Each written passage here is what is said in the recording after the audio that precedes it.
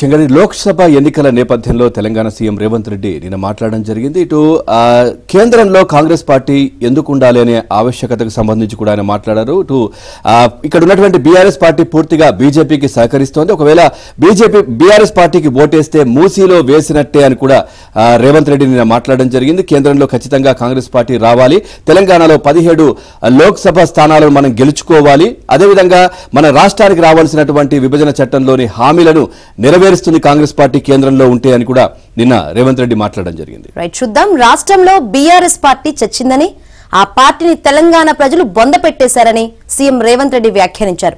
వచ్చే లోక్సభ ఎన్నికల్లో ఆ పార్టీకి ఓటేస్తే మూసీలో వేసినట్లేనన్నారు. కేటీఆర్, హరీష్ తమ ఉనికి కోసం, మనుగడ కోసమే కాంగ్రెస్ పార్టీపై దాడి చేస్తున్నారని వ్యాఖ్యానించారు. లోక్సభ ఎన్నికల్లో ఓడించాల్సింది దేశానికి ప్రమాదకరంగా మారిన బీజేపీ ప్రభుత్వాన్ని, ప్రధాని మోదీనని, కానీ బిల్లా రంగాలో ఆ పార్టీని పల్లెత్తు మాట అనకుండా కాంగ్రెస్ పైనే పరుష పదజాలం వాడుతున్నారని, అసలు కాంగ్రెస్ పార్టీ ఉండడమే మంచిది కాదన్న ధోరణిలో మాట్లాడుతున్నారని కేటీఆర్, హరీష్ పై నిప్పులు చెరిగారు.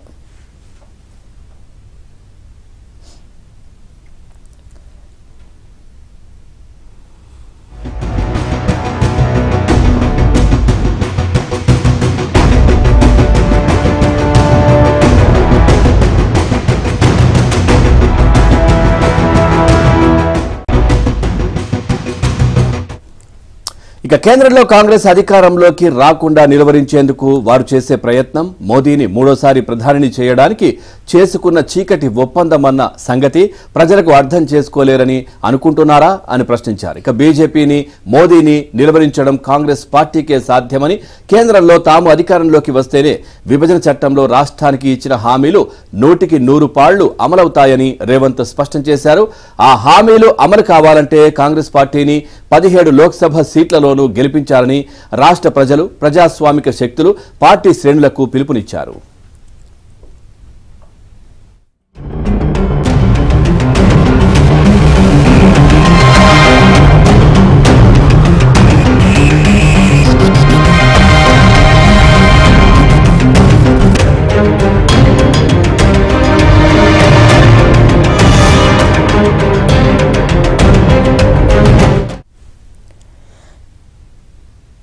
లోక్సభ ఎన్నికల్లో అభ్యర్థుల ఎంపికకు సంబంధించి సీఎం రేవంత్ రెడ్డి అధ్యక్షతన ఏర్పాటైన ప్రదేశ్ ఎన్నికల కమిటీ నిన్న గాంధీ భవన్ లో భేటీ అయింది.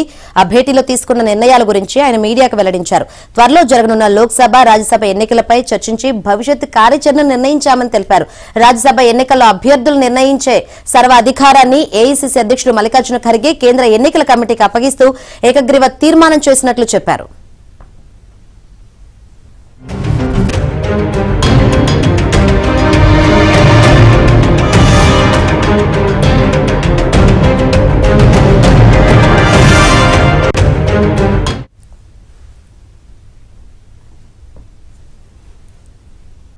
అలాగే లోక్సభ ఎన్నికల్లో రాష్ట్రంలో కాంగ్రెస్ టికెట్ ఆశిస్తున్న వారి నుంచి దరఖాస్తులను ఆహ్వానించామని, ఫిబ్రవరి 3 సాయంత్రం 5 గంటల వరకు గాంధీ భవన్లో దరఖాస్తుల స్వీకరణ ఉంటుందని చెప్పారు.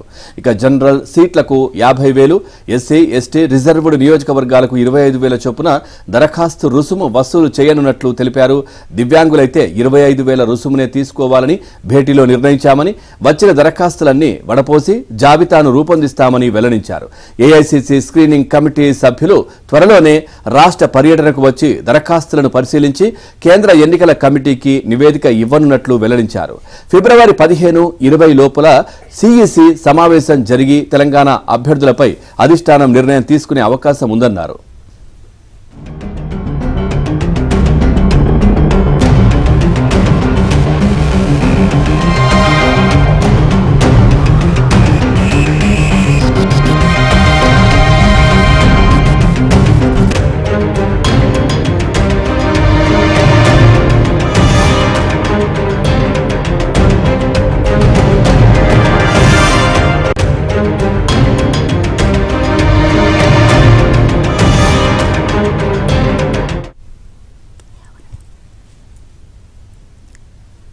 కాంగ్రెస్ బీజేపీ ఒకటేనన్న కేటీఆర్ వ్యాఖ్యలపై రేవంత్ స్పందించారు. కాంగ్రెస్ పార్టీకంటూ ఒక సిద్ధాంతం ఉందని, ఆ సిద్ధాంతం పరంగా బీజేపీపై పోరాటం చేస్తుందని గుర్తు చేశారు.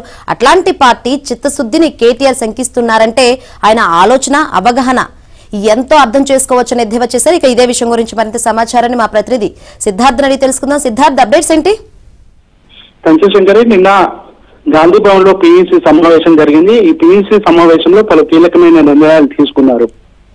ముఖ్యంగా 17 నియోజకవర్గాలకు సంబంధించిన అభ్యర్థుల ఎంపికకి సంబంధించి తొలి అడుగు పడిందని చెప్పుకోవచ్చు. ఈ రోజు నుంచి గాంధీ భవన్ లో అప్లికేషన్స్ ని కాల్ఫర్ చేశారు. 3వ తారీఖు వరకు అప్లికేషన్స్ ని ఆశావాహుల నుంచి కలెక్ట్ చేయనున్నారు. ఇక దాంతో పాటు కొన్ని పొలిటికల్ స్టేట్మెంట్స్ కూడా రేవంత్ రెడ్డి నిన్న జరిపినటువంటి మీడియా సమావేశంలో చెప్పారు.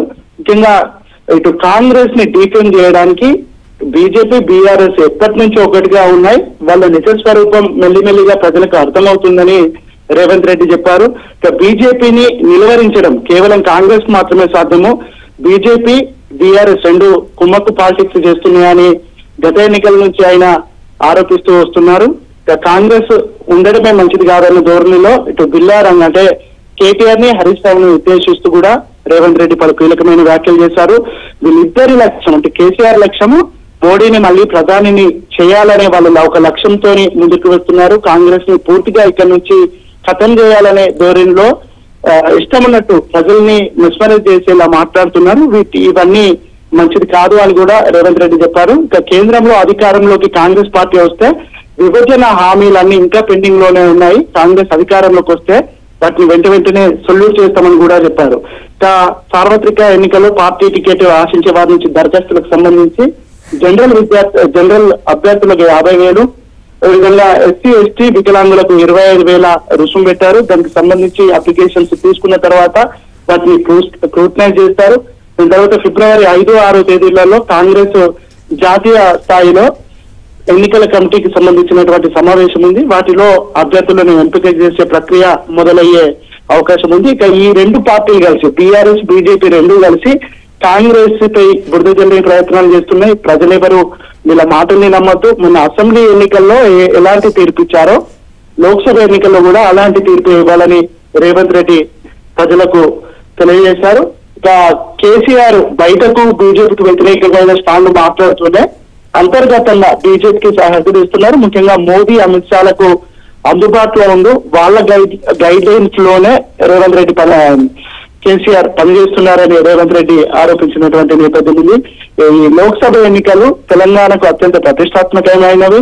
ప్రజలు విజ్ఞతతో ఆలోచించి ఓటు వేయాలి. కాంగ్రెస్ పార్టీకి ఓటు వేయడం ద్వారా కాంగ్రెస్ పార్టీని బలపరిస్తే ఇక్కడ ఉన్నటువంటి సమస్యలపై పోరాడడానికి ఒక మద్దతు ఇచ్చినట్టు అవుతుందని రేవంత్ రెడ్డి ప్రజలకు అప్పీల్ చేశారు. Right, thank you Siddharth.